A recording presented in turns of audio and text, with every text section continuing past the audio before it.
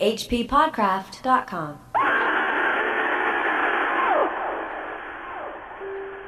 Letter from Walter Fizzen to Dr. Linton by airmail. Dear Leslie, sorry if I alarmed you with the telegram, but something had to be done, quickly. It's about Elaine. I wanted to get her back home at once, of course, and booked seats on a plane, but she refused, and still refuses to leave here. I can't understand it at all and am worried to death about her. She's, well, I hardly know how to put it, but she's not herself. I don't mean that in the usual sense of the phrase. It's something much more literal than that. Heaven knows what's happened to her, poor darling, but it frightens me. And I'm cut off from her too. I can't even talk to her properly and try to understand what the trouble is, nor she to me beyond a few essentials. She can grasp only the simplest sentences, spoken slowly and carefully, and she herself replies only with a few words in broken English. Broken English? That is a sure sign of evil.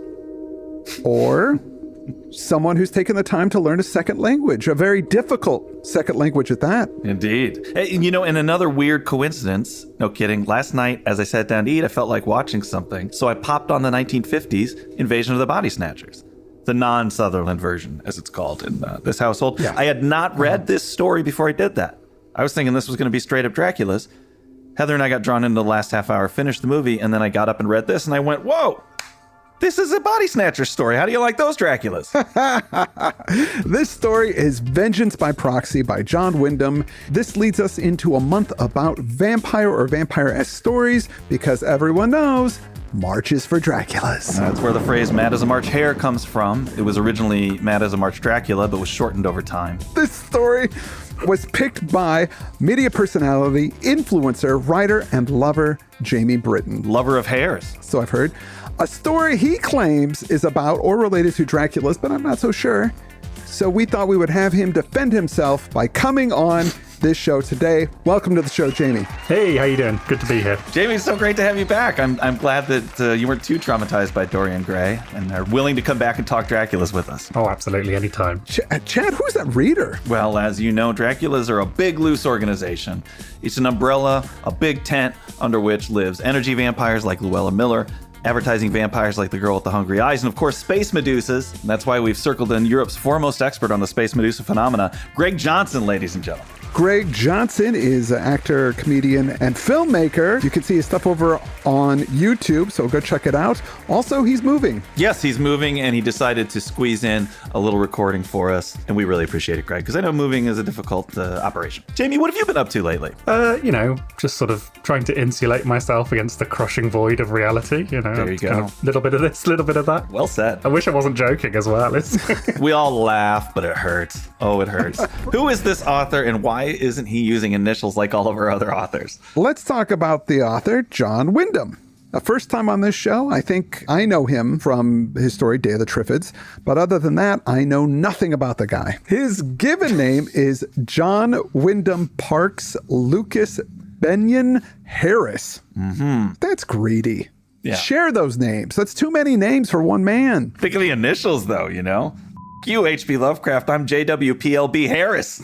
He could have dominated the game in the world of weird writers who use initials. He was born in 1903 in Warwickshire, England. He started off as a kind of a jack of all trades. For work, he was a farmer, a lawyer, a commercial artist. He was in advertising, published his first novel in 1927, The Curse of the Burdens. By 1931, he was selling to American magazines and then to UK mags as well.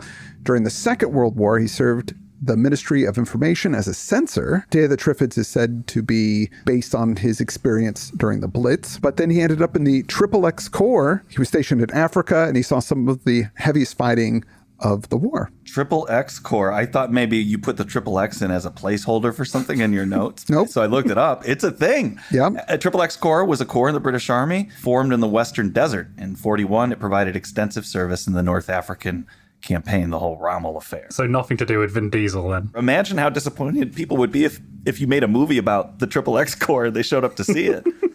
I mean, these guys are undoubtedly heroes, but not in the way audiences would be hoping. After the war, Wyndham published 4 novels and in 1951 published Day of the Triffids. He is also well known for The Chrysalids and his story, The Midwich Cuckoos, which was the story that the movie Village of the Dam, both versions of it, was based on. And he died in 1969 at the early age of 65 years old. Well, he was murdered by possessed children, which is ironic. Surprised you left that out. I'm also surprised I haven't read this guy before because I really like that Village of the Damned movie. It's got Superman, Luke Skywalker, Savick, and Natty Gann just going savage on a bunch of kids, knocking them out left and right. It's amazing. This story, Vengeance by Proxy, was first published in 1940 under the name John Benyon. I could not find it digitally, even for sale, so I went and got an old paperback from a used dealer for a couple of quid. The book is called The Best of John Wyndham, 1932 to 1949. Jamie, how did you first hear of the story? I really don't know. When you put the word out on Twitter that you were in the market for Dracula-based things, I half remembered this story. It turns out it's not necessarily the most Dracula-y story of all time, although I will be putting forward a strong case for it. You'd mentioned you Googled John Wyndham Dracula to find it, and I tried to do the same thing, but I just wound up with a bunch of LinkedIn results for a guy actually named John Wyndham Dracula. And we're friends now, so. You're going to do a house swap next year. Yeah. No, I mean, John Wyndham, like, for some reason, there were always lots of his books in the school library, maybe because there's been various versions of his books over the years, kind of on TV. I always kind of think of him as being from a sort of similar lineage as Doctor Who, kind of post-war, can-do attitude, British sci-fi. I was always taken by Brian Aldiss, the great sci-fi writer's description of him, which was meant witheringly, meant in a kind of cutting way, because he clearly really annoyed Brian Aldiss, but this idea of cozy catastrophe, the idea, and I'm quoting here, the essence of cozy catastrophe is that the hero should have a pretty good time, a girl, free sweets at the Savoy, automobiles for the taking, while everyone else is dying off. Something to do with the fall of the British Empire. And it is certainly true that lots of his books have this kind of, well, there's apocalypse going on outside, but we've got plenty of jam and lots of nice, we can make toast for a while and we'll be all right. Which it drove Brian Aldiss, I think, half insane, basically. But it makes the books very readable because it gives them that kind of domestic sort of coziness to them. Sure. And, it's funny, in the middle of Invasion of the Body Snatchers, they're like, there's some kind of alien invasion going on outside. Let's have a cocktail. There's a lot of that going on in there. This story is in the epistolary format, a series of letters and reports on an incident. So this is number 1 in my ongoing series about how this story is a Dracula story, the epistolatory structure of it. Our main characters are Walter and Elaine Fizzen, who are traveling in Yugoslavia. Something has happened to Elaine. She's an English woman, but something has caused her to forget how to speak English, and even stranger, she knows the local language fluently. The first message is from Walter to his friend Leslie. Dr. Linton, who reads these setup events in a hasty letter after receiving a telegraph, asking him if he knows any mental specialists in Belgrade. If I lived in the telegraph era, I would send messages like that to people all the time, and then send another a few hours later that just says, never mind, stop, don't explain it. These events all happen when they're on their way from Venice to Greece, taking the scenic route. They decide, we're not going to go to Greece, we're going to go to Bucharest instead. They're just out of this place called Vallejo, which is about 60 miles from Belgrade. Reason number 2 why this story is in fact Dracula. The setting is kind of more or less identical. If you go on Google Maps, as I did, and look at the route between Bucharest and Belgrade, you go straight through Transylvania, Thunderclap, Bats Fly Away, Loud Organ. Yeah, I'll put those in later. or at least it kind of that route. If you took the long way around, it is a while until reason number 3. I'm just going to warn you of that. Yeah, because we're about to have a car crash, and there aren't any car crashes in Dracula until the sequel, Two Draculas. Thunderclap, Bats Fly Away, Loud Organ, Eyes Rolling. I'll put those effects in later. All right, so we'll put that in the People's Exhibit B. So they're driving down the road, as Chad said, by the river when they round a curve and see a man crawling on his hands and knees in the road. They swerve to avoid him and the car crashes. It's pretty adept at describing the crash. I saw how exactly the car turned, writing action. It's a little like sketching a hand or something. It's hard to be specific and efficient. The car tail hits the man and they're stopped from going over the edge by a boulder. Now they're fine, but the car is heavily damaged. They go to look at the guy and he's all messed up. But the wounds are a bit old. Some of the blood that's on him is dried. It wasn't from the accident. Run. Right there, run. On his head, he's got a really bad cut, and they sort of wipe off the cut, and they realize that it's not from the accident. It looks like it's been carved into his head, and it looked very similar to the Greek lambda symbol. Walter opens up the man's shirt to see that he has a bullet wound as well. Walter tries to give him first aid, but he's lost a lot of blood and the man is dying. Walter then looks the man in the eyes, and then there's this moment. That was a most extraordinary sensation. I felt somehow as if they had fastened on mine, almost as though our mutual gazes formed physical rods linking us together. More than that, it seemed that the rods were being tugged, pulling me down to him. I'm going to go out on a limb here and say that John Wyndham only wrote one draft of this story. I really feel like you should have something better than Physical Rod, who incidentally is my fave porn star. Well, yeah, there are a lot of rods in that business. Actually, I just read yesterday that Lazy Rod passed away. So maybe Physical Rod, finally he can just be Rod now, like he always wanted to be. Oh, Lazy Rod passed away? He did. Oh, you're upset about that. Well, I'm happy for Physical Rod. God, Lazy Rod, he's not even 70 yet. Too soon, man. Yeah. A piece of history has died with Lazy Rod. I always said, Lazy Rod, you got to get up off that couch. He really didn't take care of himself, no. Very characteristically, he'd say, but then I won't know who I am anymore. This would go on in circles, Yeah. He's a man of contradictions, Lazy Rod. But great porn. Now, but it stops when this man screams in pain because of his injuries. Walter doesn't want to leave his wife alone, but he decides that he needs to go to Vallejo and get help, leaving Elaine to watch over the dying man. Don't split up. We were just screaming at the TV about this last night because the lead guy in Body Snatchers, he and the love interest are trapped near the end of the movie. They haven't slept for days. They know they can't fall asleep or they'll get snatched. And he goes, okay, stay here by yourself and don't fall asleep. I'm going to go check something out. What? The doc doesn't know the local language, but the locals know some German, and then they're able to talk because he also knows a little bit of German. He gets help. They go back to the scene of the accident. The man is lying on the ground where he was when Walter left, and Elaine is kneeling on the ground next to him. Walter then shouts, Elaine, but she doesn't turn to look at him. The man on the ground does. And just then, the man on the ground dies. And Elaine doesn't react to Walter until he touches her on the shoulder. Then it was to look up at me with a bewildered, uncomprehending expression. I took hold of her arm and helped her to her feet.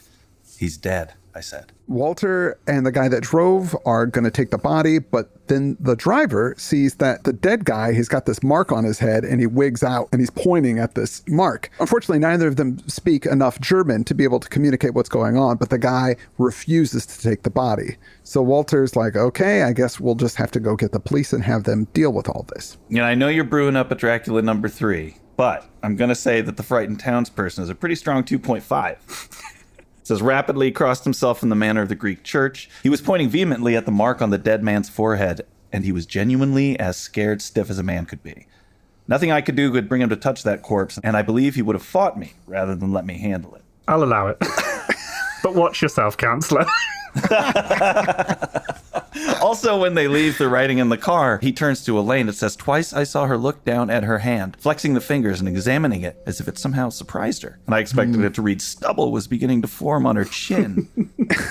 It's pretty obvious what's happening here, right? It is a bit tricky because it's, as you read it, it's instantly clear to you reading it what's happened. Yes. And then the rest of the story is the characters laboriously playing catch up with you, slower than they should. That goes into the story and how good it is because I knew immediately what was going on. When he said Elaine, and then the guy on the ground looked at him and Elaine didn't, it was like, oh, body swap.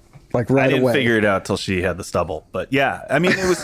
I will say that just having watched that third act of Body Snatchers, which was scary, but it did become silly, the real terror in that movie is in the earlier part of the story. You know what's going on, but the main characters are trying to grapple with it, and nobody will believe them. And so it's almost more important that it is obvious to you, because the tension in a Body Snatcher story is in screaming at the screen, like, stay away from those people. Oh, they know. They're going to get you idiot. You want to be in a place of high wisdom, I think, with this. And of course, that film kind of transforms its lead character into the guy screaming at the start of the film. Yeah. They affect that change on the screen at him. Well, in the end of that 50s movie, he's out in the street screaming at all the cars, and he just looks like a madman. Yeah, and he's kind of been looking at there's a guy at the beginning of the film doing the same thing, and he's... Oh, it scares the hell out of you, though, doesn't it? Because you watch that and you go, this could be me at any moment. I always look at that person.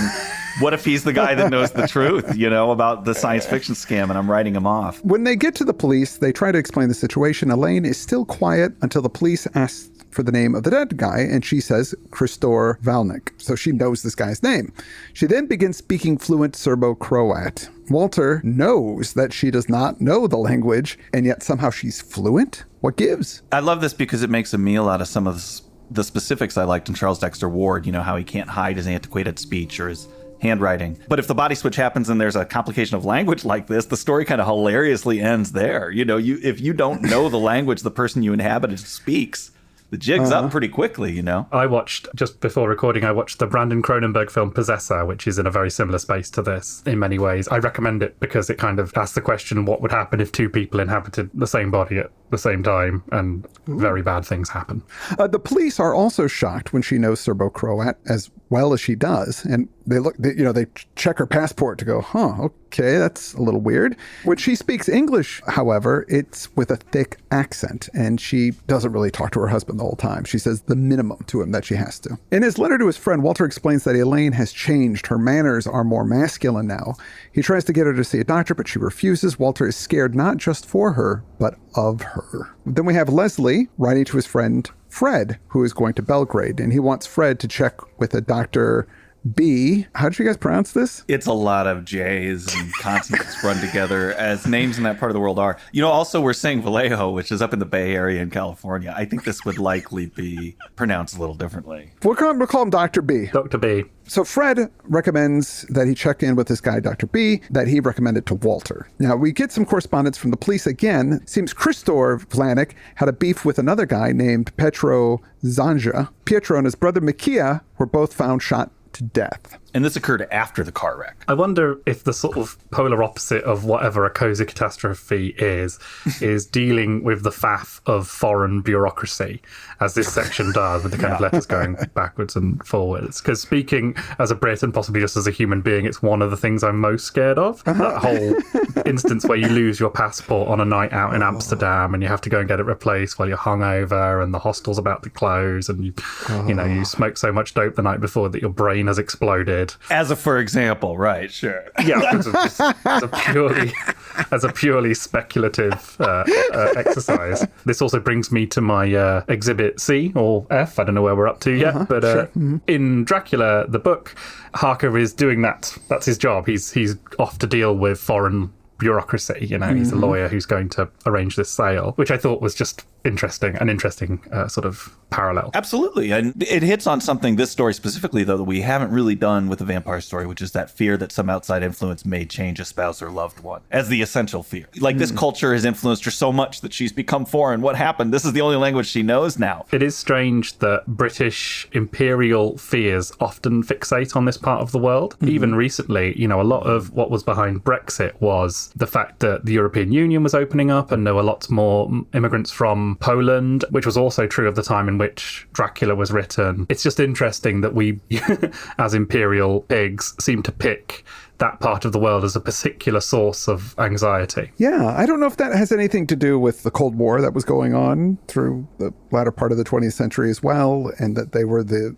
people to fear. They were the insidious communists that were going to come in and take our way of life, I guess. Well, I guess, and they were robots as well. Like, rather than being the actual Russians, they were the people who the Russians had colonized themselves. And I think there's some anxiety in that as well. So the next bit is Fred writing back to Leslie. Fred and his wife were on this trip and they decided they were going to go into Belgrade and find out what's going on. So they checked into the hotel with the Fizens, same one that they were staying at, and confirmed at the desk that Elaine had perfect Serbo-Croat. Right. At Dr. Linton's urging, there's another doctor and his wife that you refer to here who were just happened to be on that part of the world. So they checked in. Was by the way, I was like, Linton sounds so familiar, and I think maybe that's a Wuthering Heights reference, because that was the name in that. Yeah. Then you get this. Elaine did not recognize me or Mary, but Mary did her best to have a kind of all girls together with her in spite of that and language difficulty. She thought that out of one of those showing one another clothes affairs, it might be possible to get something. There ain't no party like a showing one another clothes party. Yeah. which is what women like to do. I'm assuming this is like the montage sequence in a movie where someone keeps coming out of the changing room in a variety of different outfits. This is absolutely that. I actually have a book where I keep notes about things authors have done to disappoint me. First entry under John Wyndham did not elaborate on the clothing montage. Fred decides to go talk to Dr. B. Turns out his take on this whole situation is what the readers have already figured out. In my head, Dr. B is played by Klaus Kinski, or at the very least, Udo Kier. Udo Kier, I think. I wonder how many times that sentence has been spoken. Klaus Kinski, or at the very least, Udo Kier. Dr. Bliedolyi may have earned all the letters he has after his name, but if you ask me, he's as crazy as a coot. The man's medieval. What do you think he lectured me on? Transferred personality. Of course, I thought he was getting at divided personality, Jekyll and Hyde stuff at first, but not he. That, it appears, is elementary, kid stuff to him. He seems seriously to believe that there are personalities of such hypnotic and dominating power that they can, in certain circumstances, project themselves into other minds, can actually drive out the former occupant of a body, so to speak. According to him, this man who was shot, Krystor Vlanek, must have had such a personality. It is, Bliedolyi says, the nearest thing to immortality. That personality may have inhabited a dozen or more bodies before that Vlanek. Dracula! We got Dracula here! Yes. The taxi for Dracula! This guy is kind of the best, the closest thing this story has to Van Helsing. Right. He knows the myths. He knows how it works. Yeah, he doesn't actually do anything, though. He just tries to convince these stupid British people of a thing that is clearly self-evident. But also, he doesn't really offer the Betty solution. It's just like, oh, yeah, well, too bad. Yeah, your wife's dead. There's nothing I could do for just, don't hang out with her anymore. Dr. B explains 3 points of evidence. 1, Elaine doesn't just have memory loss. She has different knowledge than she had before, has changed mannerisms to become more masculine. Number 2, the mark on Vlanek's head was a ward against the evil eye. So someone believed he had superpowers, basically, and we're trying to stop him from using his superpowers. And 3, Vlanek tried to do this mind swap on Walter first, but was disrupted by his own physical pain. This doctor's a little like the Jamie Brittain of this story. He's trying to make 3 points about why this is a Dracula. Oh. It's like a Dracula within a Dracula. Except in this story, there's a 4th point. When Walter came back and called to Elaine, Vlanek looked at him. Elaine died with Vlanek's body, and Vlanek is in Elaine's body. The doctor told them when they get back to test Elaine by calling her Krystor and seeing if she responds. Well, they do that, and of course, when they say Krystor, she turns and looks, and then she looks like she got busted as well. This will always be the Brady trick to me. They're being sued by some guy who says he hurt his neck and he can't move his head and he's got a big neck brace on. And then during the trial, Mr. Brady throws a briefcase. It hits the ground and the guy turns to look at it. You know what I'm talking about? That's how that guy didn't hurt his neck. Dr. B is like, don't worry, we will use the Brady trick. The Brady trick.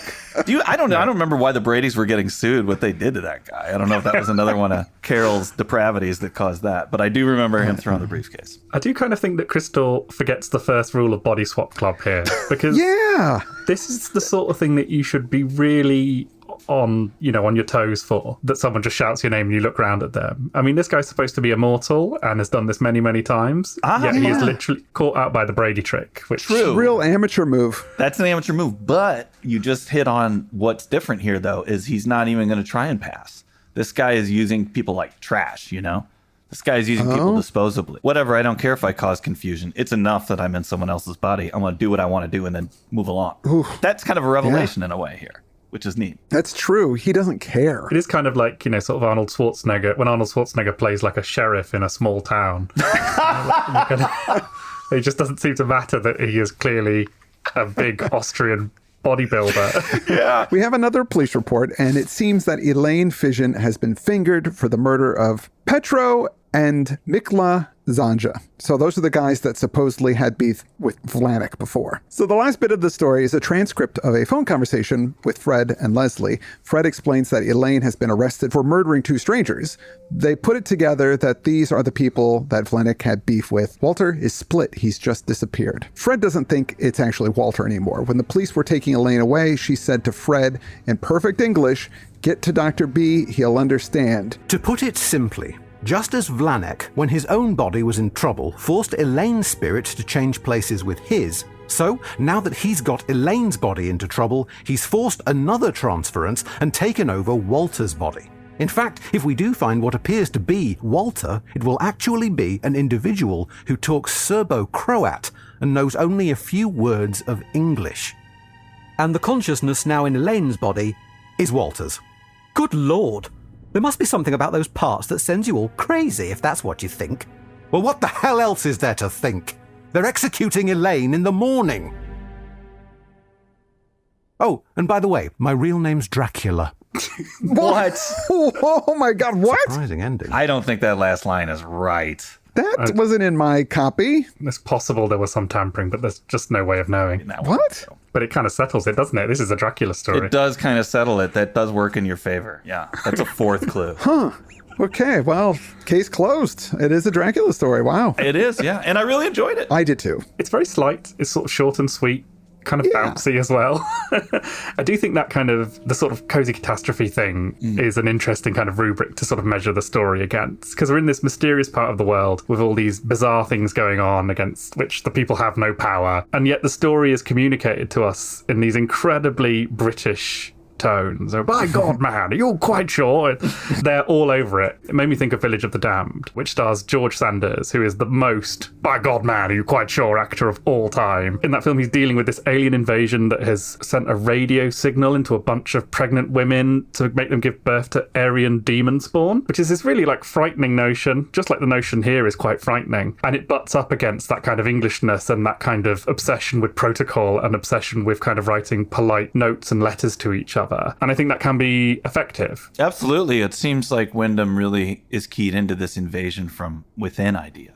For me, I've traveled a lot, especially since I've moved to England. We've gone to Europe. And there is a bit of anxiety that goes with traveling. So different to run over a man with your car at home. You know, that you feel secure when you... It is. I know what's going to happen. I know how much to pay the cops off. Yeah. I know how to get rid of the body. I know where to hide the body. All those things. If I'm in a foreign country, I'm asked out. The setup of this story is almost kind of Lynchian, like it's almost like something out of Mulholland Drive, you know, a kind of car accident on a secluded road. And I think it's a kind of instinct to think that the stuff that preoccupies David Lynch and preoccupies us, mutability of personality and the kind of idea that your identity is unfixed is sort of a modern anxiety. But of course, people have been worried about this since people were able to write down things at all, and kind of ascribing that to some kind of dreamlike location, some sort of nightmarish place, you know, as you see it across all sorts of literature. And I think here it's done very well, as it is also done very well in Dracula and Frankenstein and Twin Peaks as well. You know, it's kind of a really kind of central theme to a lot of work. The automobile is often used to, and everybody I think has experienced something like this, it's used to make old fears new again, because you are getting in this tiny home on wheels and going out to parts unknown, unprotected. It's maybe you have a caravan of a few people, but that's all you have. And now, if you've ever been on a late night car trip in some kind of landscape that is unfamiliar to you, werewolves and that all seems a lot more credible when you're in a scenario like that. Things that you would laugh at if you were at home. It's interesting to think about it that way, that the car journey through the night is the same as the sort of the caveman taking a voyage into the woods. And, you know, we've got these like powerful lights on the front of our cars that will illuminate the area just in front of us. Just in front, though. Just in front. We're still surrounded by darkness. Yeah. Which Lynch makes use of a lot. That idea that all you can see is what's right there in front of you. And yeah, the car being the carriage in Dracula. Thanks, Jamie, for joining us. This has been awesome. Oh, thank you very much for having me. It's been really good fun. I also want to thank Greg Johnson, our reader today. As always, check out his films and his comedy on YouTube. You're a baby angel. Thank you, Greg. You're like the funniest person on Twitter. Listen to that. Oh, wow. Iron Sheik's on Twitter too, so Greg. That is high awesome. praise. Congratulations. I also want to thank some patrons, people that keep this show rolling. Firstly, I'd like to thank Rainy Day and Company. I'd like to thank Fatfish. I'd like to thank SC. I'd like to thank Coleslaw. These are all real handles. I didn't make these up. Can I just say that if I have another child, male or female, I'm definitely going to call it coleslaw. It's a much better choice than Fatfish. I was afraid you were going to say Fatfish. Fatfish sounds like some independent film about an out-of-place kid who becomes a hip-hop star or something. I don't know. It's an Oscar-winning title if I've ever heard it. I'd like to thank Andrew Taylor. I'd like to thank Matthew Anderson. I'd also like to thank Neil. I'd like to thank Rob Even. Daniel Hess, thank you. And I'd like to thank Mats McMats. You guys are just kicking ass with names this week. I want to thank you for that alone. We're going to be back next week with more Draculas. For now, I'm Chad Pfeiffer. I'm Chris Lackey. I'm Jamie Brittain. And you've been listening to Strange Studies of Strange Stories At hppodcraft.com. hppodcraft.com.